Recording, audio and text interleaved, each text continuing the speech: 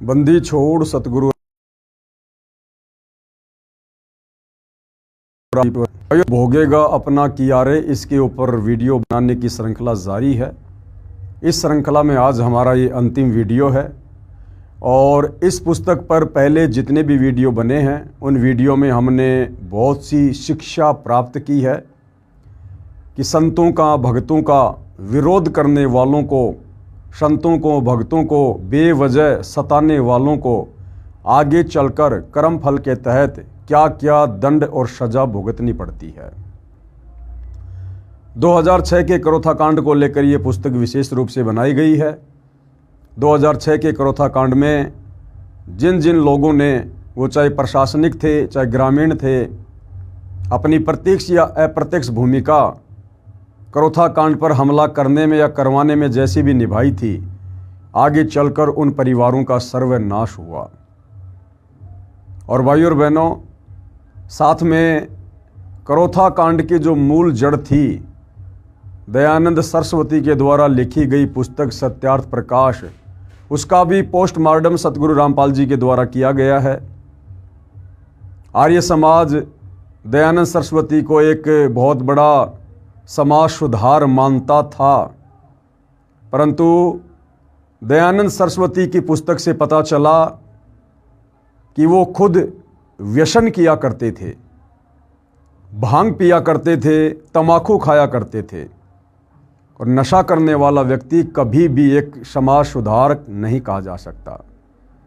साथ में आर्य समाज दयानंद सरस्वती को वेदों का प्रकांड ज्ञाता मानता था, परंतु सतगुरु रामपाल जी ने उसके द्वारा लिखी पुस्तक सत्यार्थ प्रकाश की वेदों से तुलना करके समाज के सामने दयानंद के अज्ञान की और सत्यार्थ प्रकाश पुस्तक के अंदर जो गंध लिखी हुई है, आर्य समाज महर्षि दयानंद को वेदों का विद्वान मानता था, परंतु सतगुरु रामपाल जी के द्वारा सत्यार्थ प्रकाश के ज्ञान को जो वेदों से तुलना करके समाज को दिखाया गया, तो आज वही आर्य समाज महर्षि दयानंद के अज्ञान को धिक्कार रहा है।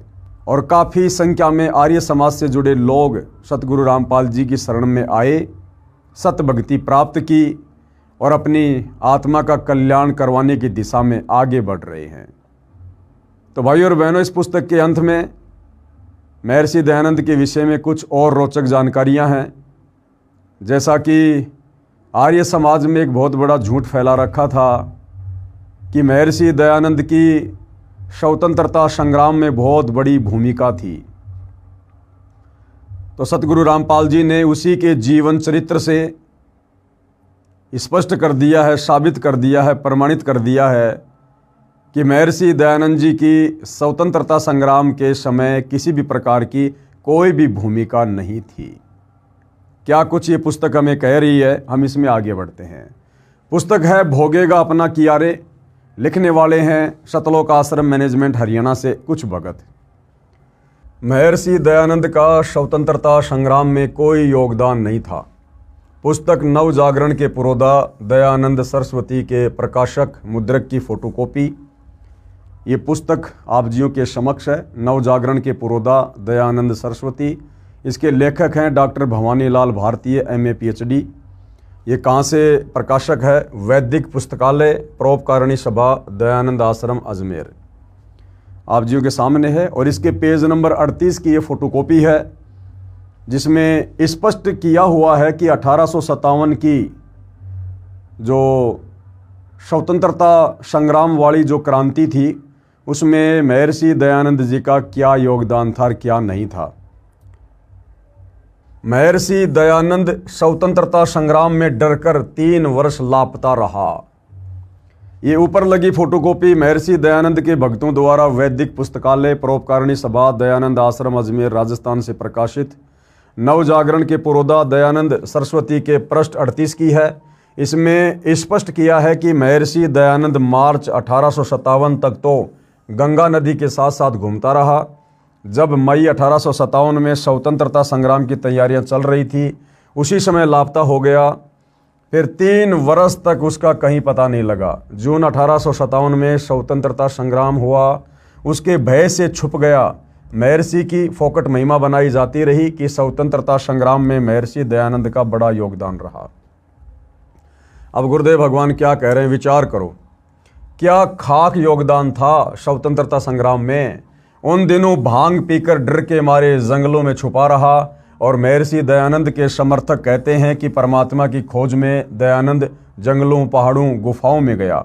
विचार करें, परमात्मा कोई गाय भैंस थोड़ी है कि गुम हो गई और वह कहीं जंगल में खोजने गया था।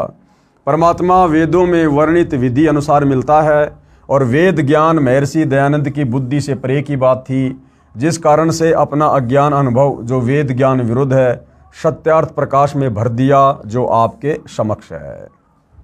महर्षि दयानंद सन 1877 तक हुक्का पीता था। ये पुस्तक है महर्षि दयानंद सरस्वती का जीवन चरित्र। इसके लेखक हैं अमर शहीद पंडित लेखराम द्वारा संकलित प्रमाणित उर्दू संस्करण। और ये कहाँ से प्रकाशित है? आर्ष साहित्य प्रचार ट्रस्ट, खारी बावली, दिल्ली। ये पुस्तक आर्ष साहित्य प्रचार ट्रस्ट 455 खारी बावली, दिल्ली द्वारा प्रकाशित है। इसके लेखक पंडित लेखराम उर्दू भाषा अनुवादक हैं। आर्य महोपदेशक श्री कविराज रघुनंदन सिंह निर्मल, संपादक भवानीलाल भारतीय तथा मुद्रक हैं ईरानियन आर्ट प्रिंटर्स, 1534 गली कासिम जान, बल्ली मारान, दिल्ली 6। और इसमें क्या कुछ लिखा हुआ है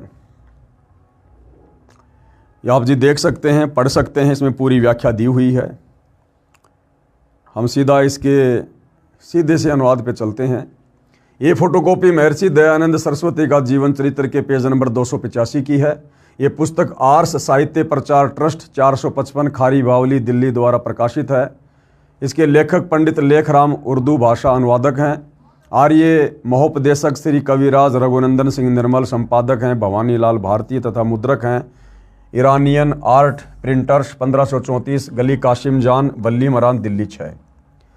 इस पेज नंबर 285 पर जो प्रकरण रेखा के नीचे लिखा है कि इस स्थान पर उर्दू संस्करण में स्वामी जी के हुक्का पीने के विषय में निम्नलिखित शब्दों में विवरण लिखा है। कैसे?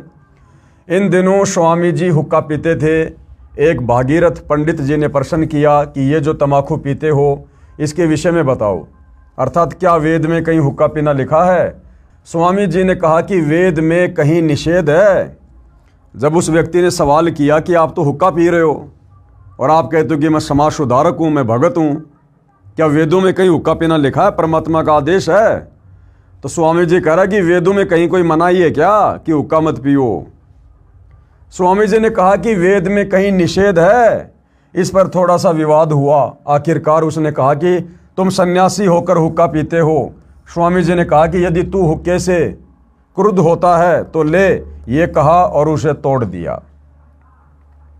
ये विवरण पृष्ठ की फोटोकॉपी का है, जिसका भावार्थ है कि एक भागीरथ पंडित ने स्वामी दयानंद से प्रश्न किया कि आप सन्यासी होकर हुक्का पीते हो, क्या वेद में हुक्का पीने की आज्ञा है? महर्षि दयानंद ने कहा कि वेद में हुक्का पीना मना भी तो नहीं किया है। फिर हुक्का तोड़ दिया।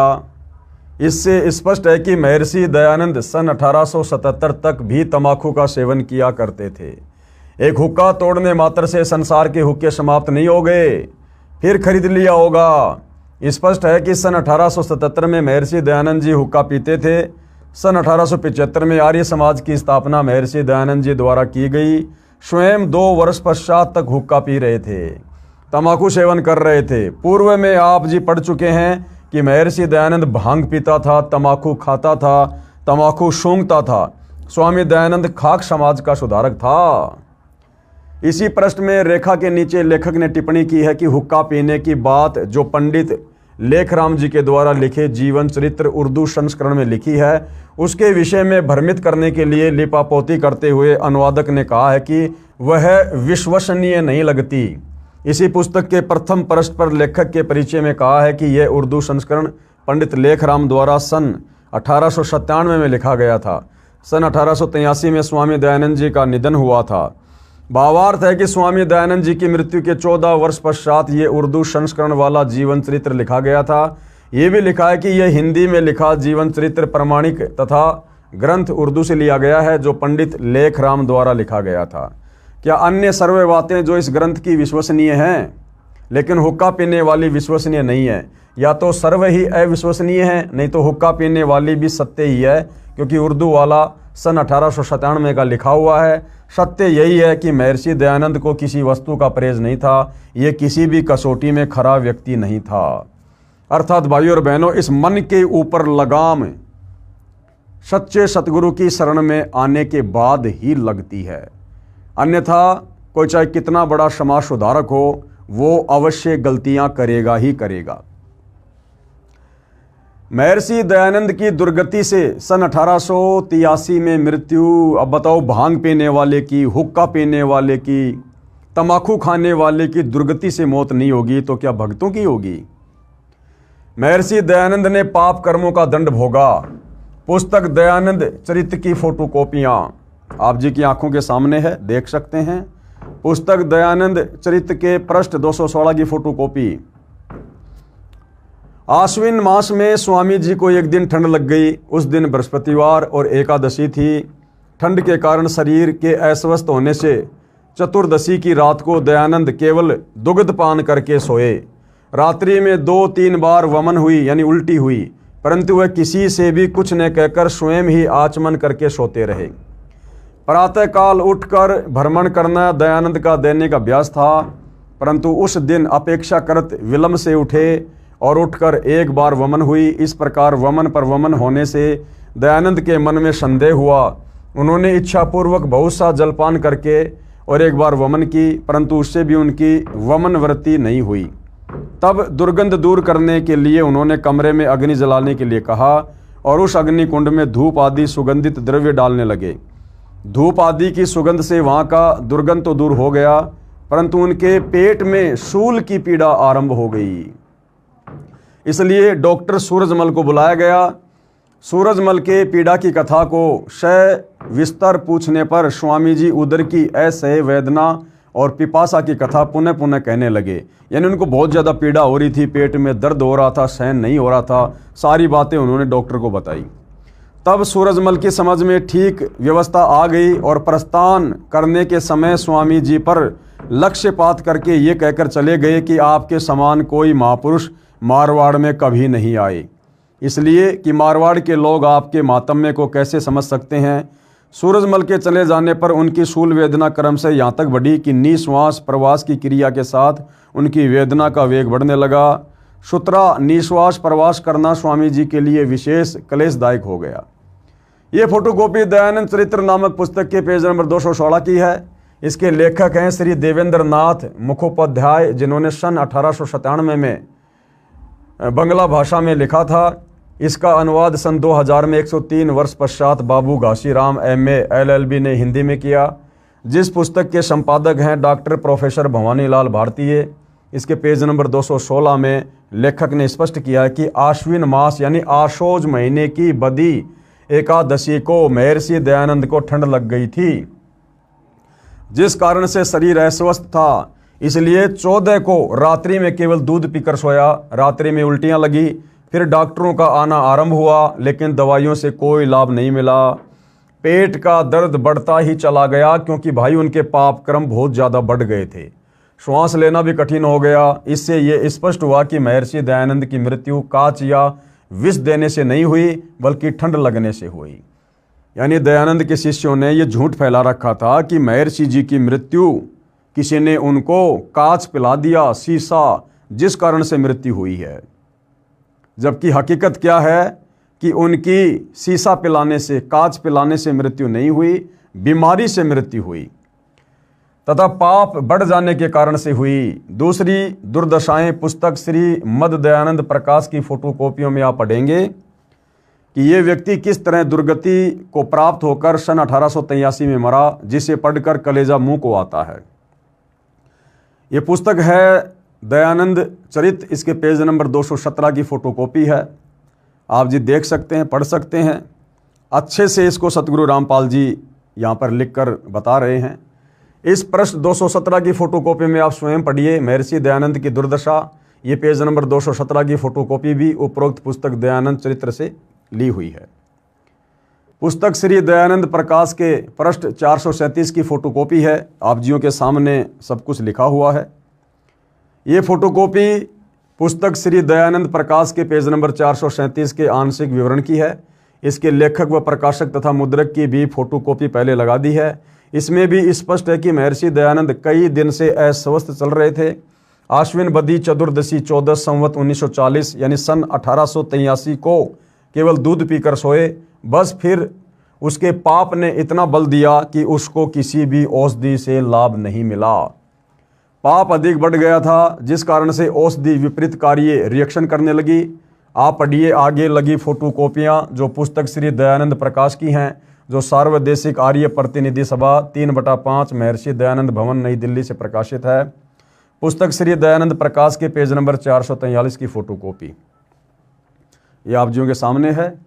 उस समय डॉक्टर लक्ष्मण दास अजमेर जा रहे थे, परंतु उनका कलेजा इतना भर आया कि वे आबू मार्ग स्टेशन की ओर एक डग भी न उठा सके और महाराज के साथ साथ ही लौट पड़े।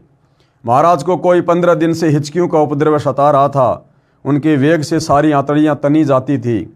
संपूर्ण शरीर में ऐठन सी हो रही थी। उधर तो बार बार की खिस से हाथ लगाने पर भी दुखता था, परंतु प्रेमी लक्ष्मण दास जी की चिकित्सा से यह उपद्रव दूसरे दिन दूर हो गया। अतिसार भी बंद हो गए।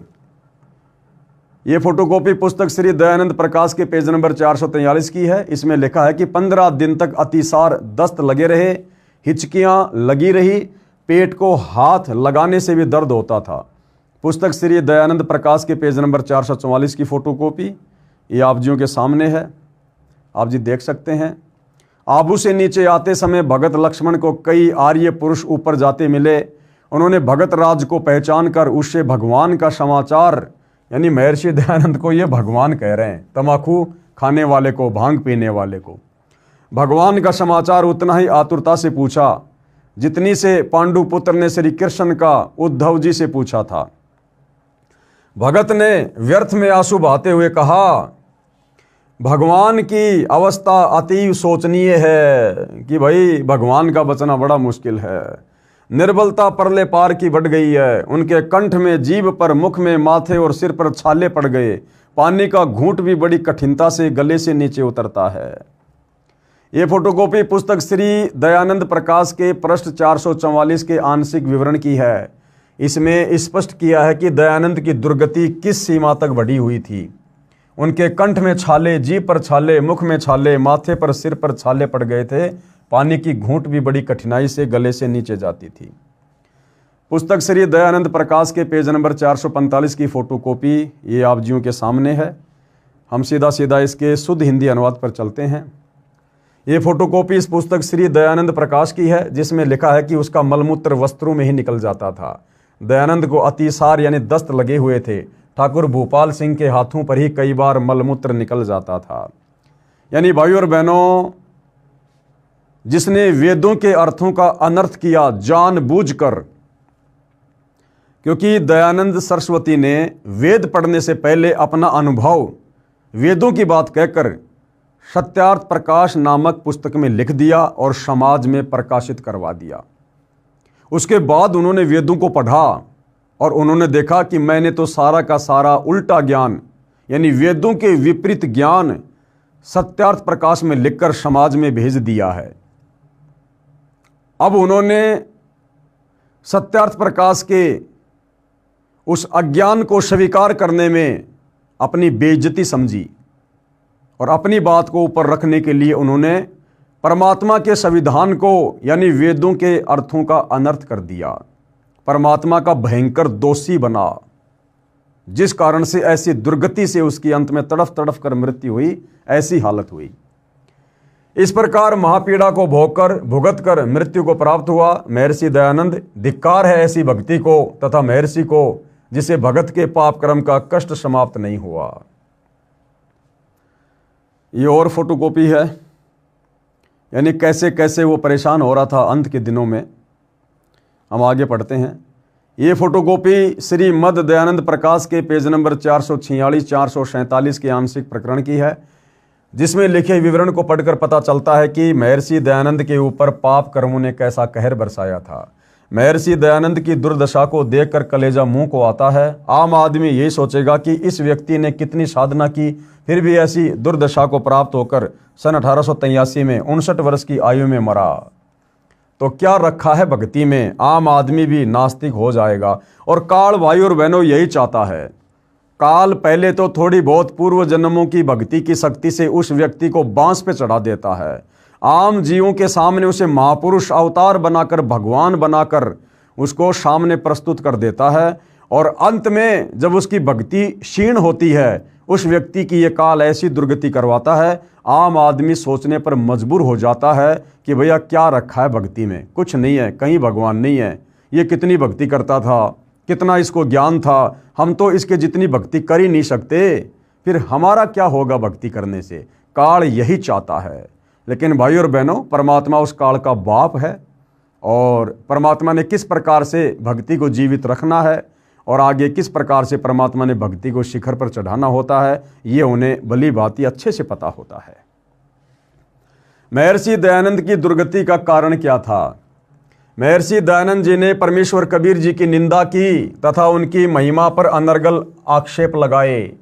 प्रमाण के लिए पुस्तक सत्यार्थ प्रकाश के समोल्लास 11 में पेज नंबर 306-307 पर प्रकरण। प्रश्न, कबीर पंथी तो अच्छे हैं, यानी किसी ने सवाल किया दयानंद सरस्वती से कि कबीर पंथी तो अच्छे हैं। उत्तर महर्षि दयानंद का नहीं। उन्होंने कहा कि नहीं, कबीर पंथी कुछ भी अच्छे नहीं हैं। अधिक जानकारी के लिए पढ़िए पुस्तक सत्यार्थ प्रकाश। महर्षि दयानंद की दुर्दांत मृत्यु का कारण यह है कि श्रीमद् भगवद गीता अध्याय 16 श्लोक 23-24 में कहा है कि जो व्यक्ति शास्त्र विधि को त्याग कर मनमाना आचरण करता है वह न तो सुख को प्राप्त होता है, न परम गति को तथा न सिद्धि को ही प्राप्त होता है, अर्थात उसका जीवन व्यर्थ हो जाता है। इसलिए श्लोक 24 में कहा है कि अर्जुन, शास्त्रों में जो प्रमाण है उसी आधार से साधना करने से ही भक्ति का लाभ साधक को प्राप्त होता है। अब महर्षि दयानंद शास्त्रों के अनुसार कैसे भक्ति करता?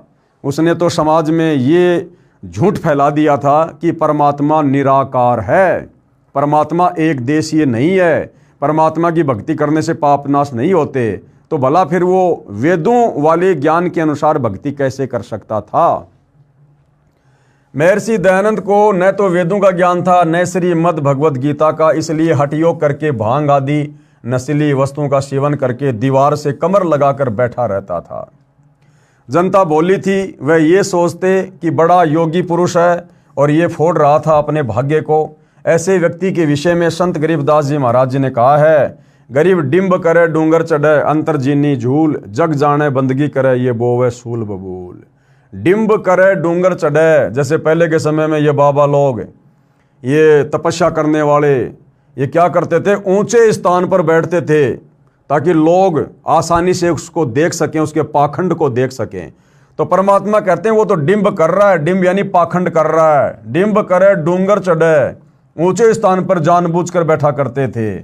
और अंतर झीनी झूल, और उसके अंदर भक्ति नाम की छींट भी नहीं है। और जग जाने बंदगी करे, दुनिया दूर से देखकर सोचती है कि वाह वाह बाबा जी बड़ा भगत है, बड़ा भगत है, भक्ति कर रहा है। और परमात्मा कहते हैं ये तो बो है शूल बबूल, वो तो अपने रास्ते में कांटे बो रहा है, शास्त्र विरुद्ध साधना करके, पाखंड पूजा करके। महर्षि दयानंद को स्वयं निश्चय नहीं था कि क्या साधना की जाए। उदाहरण, पुस्तक नव जागरण के पुरोधा दयानंद सरस्वती के पेज नंबर 93 पर लिखा है कि महर्षि दयानंद गायत्री मंत्र का जाप करने को कहते थे। पुस्तक नव जागरण के पुरोधा दयानंद सरस्वती के प्रश्न नंबर 93 की फोटोकॉपी ये आप जियों के सामने है। मार्ग शीर्ष मास में ही वे राम घाट से चलकर बेलोन जिला बुलंदशहर आ गए। खेरा नामक एक स्थान पर पीपल के पेड़ के नीचे निवास किया। यहाँ भी गायत्री जप के उपदेश का कार्य यथावत चलता रहा। गायत्री मंत्र से अनभिज्ञ लोगों को न केवल मंत्र का पाठ ही लिख कर देते, साथ ही उसके नीचे 1000 का अंक भी लिख देते, जिसका अर्थ होता था कि इस मंत्र का सहस्त्र बार अभिष्ट है, यानी 1000 बार इसका जाप करो गायत्री मंत्र का। ये फोटोकॉपी पुस्तक नव जागरण के पुरोधा दयानंद सरस्वती के पेज नंबर 93 की है। इसमें स्पष्ट है कि महर्षि दयानंद गायत्री मंत्र का जाप करने को कहा करते थे। जबकि भाई और बहनों चारों वेदों में और गीता जी में केवल एक ओम नाम का जाप करने का आदेश है, जो कि ब्रह्म तक की साधना है। महर्षि दयानंद सरस्वती का जीवन चरित्र, जिसके लेखक हैं पंडित लेखराम तथा अनुवादक हैं श्री कविराज रघुनंदन निर्मल, प्रकाशक हैं आर्य समाज नयाबास दिल्ली 6। इसके पेज नंबर 62 पर लिखा है कि महर्षि दयानंद अपने चेलों को सच्चिदानंद नाम जाप करने को कहता था। अरे सच्चिदानंद तो उस कबीर परमात्मा की उपमात्मक पदवी का नाम है। पुस्तक जीवन चरित्र महर्षि दयानंद सरस्वती के पेज नंबर 62 की फोटोकॉपी। ये सारा सब कुछ है भाई और बहनों, आप देख सकते हैं। हम सीधा इसके सरल हिंदी अनुवाद पर चलते हैं।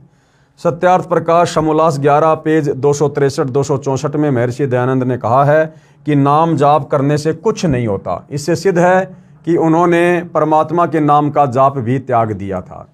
देखिए photocopy Satyarth Prakash समोल्लास 11 page number 263-264 की, जिसमें नाम जाप को नकारा है तथा अपना अज्ञान विधान पुष्ट किया है कि केवल परमात्मा के गुणों का सुमरण करना चाहिए। सत्यार्थ प्रकाश समोल्लास 1 पेज नंबर 15 पर तथा यजुर्वेद अध्याय 40 मंत्र 15 के अनुवाद में स्पष्ट किया है कि जिस परमात्मा का नाम ओम है उसकी उपासना करें, यानी ओम नाम का जाप नहीं करना। ओम नाम जिसका है यानी काल का, उसकी उपासना करो। भावार्थ स्पष्ट है कि महर्षि दयानंद ओम नाम जाप करने के पक्ष में नहीं है। केवल हठयोग करना तथा भांग पीना, हुक्का पीना आदि बकवाद करके जीवन नाश कर गया तथा लाखों भोले अनुयायियों का जीवन नरक बना गया। मनमाना आचरण करके दयानंद की क्या दुर्दशा हुई, जो आप जी ने पढ़ ली है। सर्व मानव समाज से प्रार्थना है कि अब तो संभलो, करवा लो कल्याण, समय जा रहा है। भाई जिस भक्ति साधना को करते करते, जो कि शास्त्रों के विरुद्ध थी, महर्षि दयानंद की अंत में ऐसी दुर्गति हुई, तो भाई महर्षि दयानंद के पद चिन्हों पर चलने वाले आर्य समाजियों की यदि समय रहते सतगुरु रामपाल जी की शरण में आकर उनसे दीक्षा लेकर शास्त्र अनुकूल भक्ति शुरू नहीं की तो क्या दुर्दशा होगी, स्वयं सिद्ध है। परमात्मा कहते हैं ये संसार समझदा नाही, कहंदा शाम दोपहरे नो, गरीब दास ये है वक्त जात है रोग इस पैरे नो। एक बार यदि इस पवित्र महापुरुष सतगुरु रामपाल जी के चरण कमल इस पृथ्वी लोक से उठकर वापस निज लोक सतलोक चले गए, उसके बाद में फिर भक्ति नहीं है धरती पर, फिर मोक्ष प्राप्ति का अवसर नहीं मिलेगा। अब समय है, उनकी शरण में आओ और अपनी आत्मा का कल्याण करवाओ। भावार्थ है कि मानव जीवन बार बार नहीं मिलता। शास्त्र विधि त्याग कर मनमाना आचरण करने वाले व्यक्ति का जीवन नष्ट हो जाता है। उदाहरण के लिए महर्षि दयानंद जो आप देख चुके हैं, यह मानव जीवन का समय जा रहा है, फिर इस पैरे अर्थात समय को याद करके दयानंद की तरह रोया करोगे। उपरोक्त निर्णायक ज्ञान संत रामपाल जी महाराज द्वारा दिया गया है, जो एक अवतार ही कर सकता है, स्वयं परमात्मा ही कर सकता है, बता सकता है। इसलिए संत रामपाल जी महाराज इस धरती पर अवतार धारकर जन कल्याण के लिए शास्त्र विधि अनुसार साधना करवा रहे हैं। आप भी अविलंब प्राप्त करें, अपना तथा अपने परिवार व बंधुओं का भी कल्याण करवाएं। उसके बाद भाई और बहनों, ये यजुर्वेद अध्याय 40 मंत्र 15 की फोटोकॉपी है, जिसमें केवल एक ओम नाम के जाप का विधान है, जो वेदों के अनुसार भक्ति है। ये आप जी देख सकते हैं, साफ साफ लिखा हुआ है। ये फोटोकॉपी यजुर्वेद अध्याय 40 मंत्र 15 की है, जो महर्षि दयानंद द्वारा अनुवादित है। इसमें स्पष्ट है कि महर्षि दयानंद ने अनुवाद अनुचित किया है तथा सिद्ध किया है कि ओम नाम वाच्य अर्थात जिसका ओम नाम है उस ईश्वर का सुमरण कर, न कि ओम का। जबकि मंत्र 15 के मूल पाठ से स्पष्ट है कि ओम नाम का जाप करो भाई, विशेष कशक के साथ में करो और मानव जीवन का मुख्य कार्य जानकर करो। भावार्थ है कि ओम नाम का सुमरण कार्य करते करते करो, विशेष श्रद्धा के साथ सुमरण करो तथा मनुष्य जीवन का मुख्य कर्तव्य जानकर ओम नाम का सुमरण करो। ये है यथार्थ भाव यजुर्वेद अध्याय 40 मंत्र 15 का। और महर्षि दयानंद जी क्या कह रहे थे कि जिसका ओम नाम है उसका ध्यान लगाओ, ओम नाम का जाप नहीं करना। ओम नाम जिस भगवान का है उसका सुमरण करो। बिल्कुल वेदों के विपरीत अर्थ। महर्षि दयानंद ओम नाम के जाप के पक्ष में नहीं थे।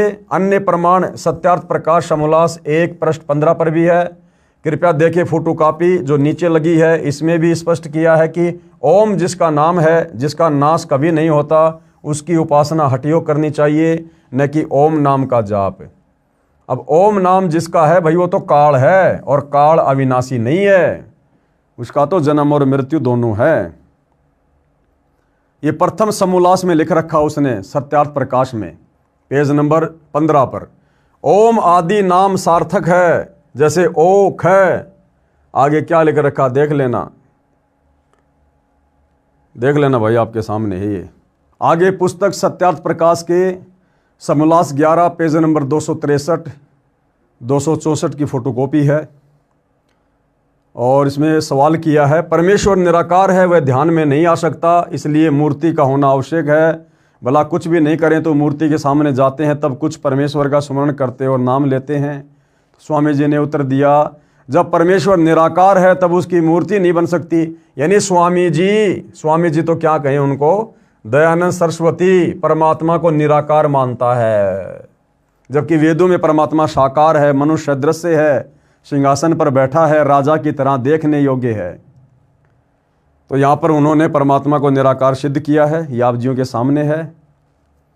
ये फोटोकॉपी सत्यार्थ प्रकाश के समोल्लास 11 पेज नंबर 263 264 के संबंधित प्रकरण की है। इनमें महर्षि दयानंद ने स्पष्ट किया है कि ईश्वर का नाम स्मरण नहीं करना चाहिए, केवल परमात्मा के गुणों का स्मरण करना चाहिए।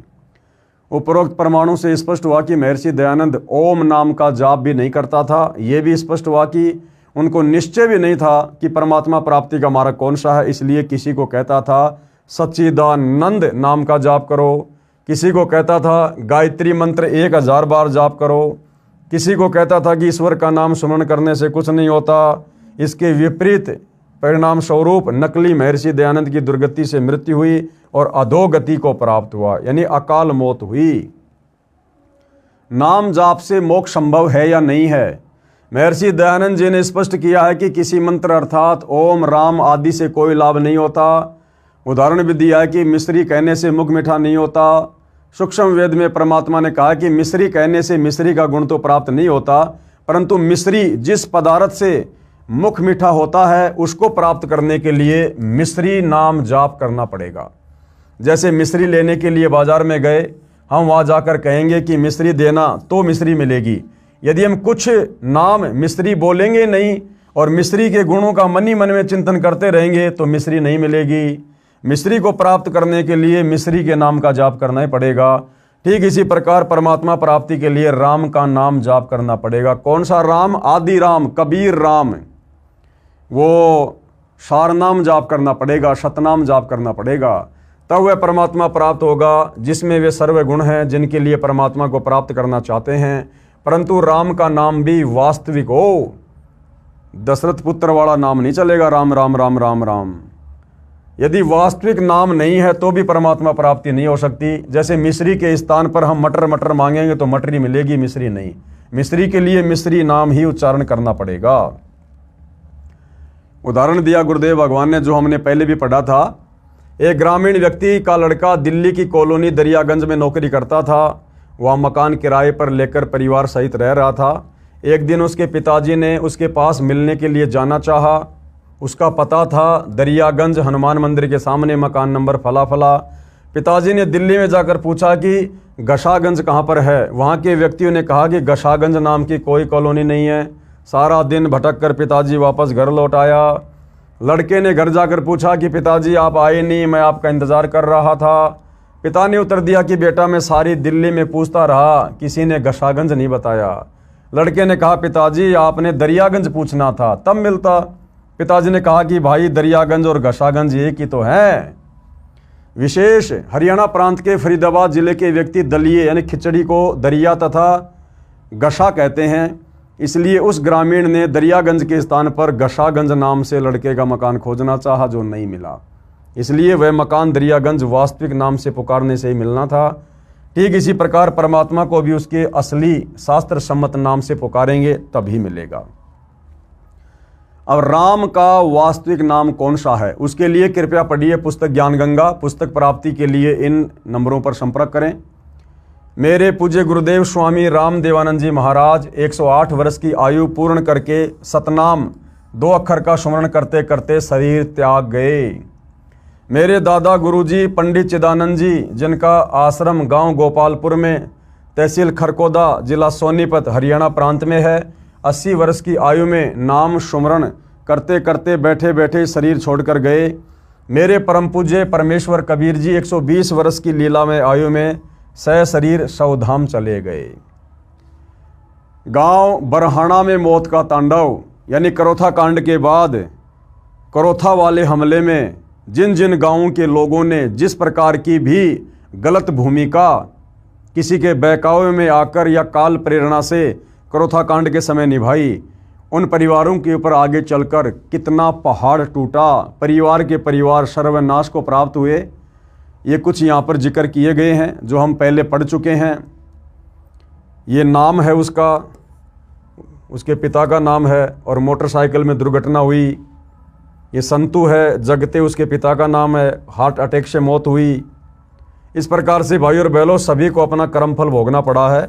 हमने इस पुस्तक से यही शिक्षा लेनी है कि हमने कभी भूलकर भी किसी के बहकावे में आकर, किसी के भ्रमित करने से, देखा देखी में, भेड़ चाल में चलते हुए, साधु संत महात्मा तो छोड़ो, हमने आम व्यक्ति की निंदा करके परमात्मा का दोषी नहीं बनना है, अन्यथा हमारी भी उसी दुर्गति से मृत्यु होगी जिस दुर्गति से इन तमाम लोगों की हुई। ये सब आपके सामने है। ये गांव करोथा में मौत का कहर, यहाँ पर भी साफ साफ आप जी देख सकते हैं कितने लोगों ने व्यर्थ में परम संत का जो है विरोध करके और अपनी मौत को न्योता दिया। विशेष पुस्तक विस्तार के कारण और नहीं लिख रहे हैं, अन्यथा और भी सैकड़ों प्रमाण है।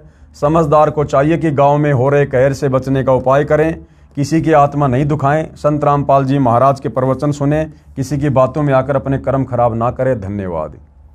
तो भाई और बहनों, गुरुदेव भगवान के आशीर्वाद से ये पुस्तक भोगेगा अपना कियारे, इसके ऊपर वीडियो बनाने की श्रृंखला समाप्त हुई और आप जी भली बातें समझ गए होंगे कि आप और हमें इस पुस्तक पर बने 9-10 वीडियो से क्या शिक्षा मिली है। हमने उन बातों को याद रखना है और हमने निकट भविष्य में भक्ति मार्ग पर उन गलतियों को नहीं करना है जो गलतियां हमारे से पहले हमारे बड़े बड़े समझे जाने वाले भगत भाई बहन जो सतलोक आश्रम मैनेजमेंट से जुड़े हैं उन लोगों ने की है। तो आप और हमने सावधान रहना है। परमात्मा सतगुरु रामपाल जी की भक्ति को हमने हल्के में नहीं लेना है, मर्यादाओं को बहुत ही ज़्यादा सीरियस लेकर चलना है। और यदि उनके रहते सहते हमारी आत्मा का कल्याण नहीं हुआ, हमें मोक्ष प्राप्त नहीं हुआ, तो भाई और बहनों उनके सतलोक जाने के बाद हम कतई मोक्ष की उम्मीद ना करें। इसलिए पूरी तैयारी रखिए कि मेरा शरीर मेरे गुरुदेव भगवान के धरती पर रहते सहते छूट जाए। यदि आपका शरीर गुरुदेव भगवान के रहते सहते समाप्त नहीं होता है तो भाई और बहनों बड़ा मुश्किल होगा सतलोक का सफर तय करना। उसके बाद वही आत्मा सतलोक जा सकती है जिसने गुरुदेव के रहते सहते उपदेश ले लिया, और उपदेश लेने के बाद यदि उसके गुरुदेव उससे पहले सतलोक चले गए तो फिर उस भगत ने भाई और बहनों आजीवन तगड़े तरीके से मर्यादा में रहना पड़ेगा। अगर जरा भी मर्यादा भंग हुई, कोई भी नियम टूटा, जानबूझ के छोटी सी भी गलती की, वो भगत फिर अपने गुरुदेव की गैर हाजिरी में सतलोक जाने की उम्मीद ना करे। इसलिए भाई और बहनों गुरुदेव भगवान के रहते सहते हम इतनी कोशिश करें, इतना प्रयास करें, ऐसी भक्ति करें कि इस भक्ति के करने से हमारा गुरु भी हम पर प्रसन्न हो और इस काल लोक की जो ये मोह ममता की मोटी दीवार है, काम क्रोध लोभ मोह अहंकार की, ये भी झड़ जाए और गुरुदेव भगवान हमें इस पृथ्वी पर रहते सहते अपने विमान में बैठाकर सतलोक के लिए प्रस्थान कर दें। तो भाई और बहनों गुरुदेव के आशीर्वाद से इस पुस्तक पर वीडियो बनाने की श्रृंखला समाप्त हुई। आगे परमात्मा जैसी भी दया करेंगे, किसी अन्य पुस्तक के ऊपर वीडियो बनाने की प्रेरणा करेंगे, अवश्य हम उनकी सेवा में हाजिर होंगे। तब तक गुरुदेव भगवान हम सबको आशीर्वाद दे, आज्ञा दे, सद्बुद्धि दे। बंदी छोड़ सतगुरु रामपाल जी परमेश्वर जी की जय हो।